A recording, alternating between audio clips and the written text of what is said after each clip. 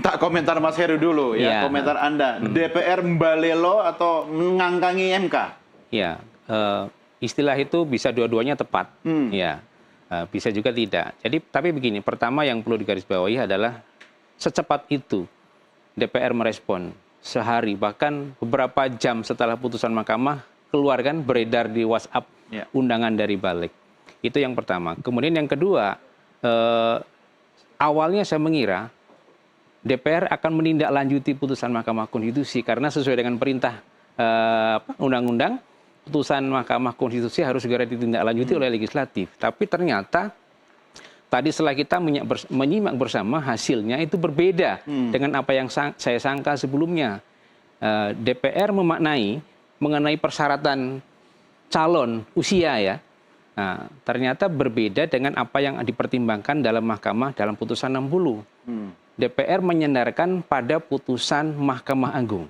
Ya. Padahal kita tahu putusan Mahkamah Agung itu adalah uji material terhadap peraturan KPU, bukan terhadap Undang-Undang Pemilu Kada.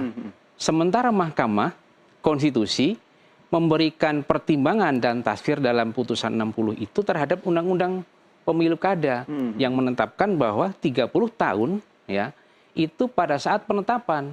Kenapa? Karena itu merupakan bagian dari syarat calon, bukan syarat kepala daerah terpilih. Nah, yang menjadi ujungnya nanti, saya khawatir ketika ini dipaksakan, dilaksanakan oleh penyelenggara. Ini penyelenggara kan hanya melaksanakan undang-undang. Penyelenggara melaksanakan dengan menetapkan, entah itu siapa, 25 tahun pada saat pelantikan atau 30 tahun pada saat pelantikan, untuk pemilihan gubernur akan dibawa ke Mahkamah Konstitusi. Dan di situ Mahkamah dalam pertimbangan hukum putusan 60 menyatakan bahwa dalam manakala penyelenggara tidak mengikuti apa yang ada dalam pertimbangan putusan Mahkamah, Mahkamah Konstitusi sebagai peradilan yang memeriksa sengketa hasil berpotensi untuk membatalkannya. Kan menjadi biaya mahal.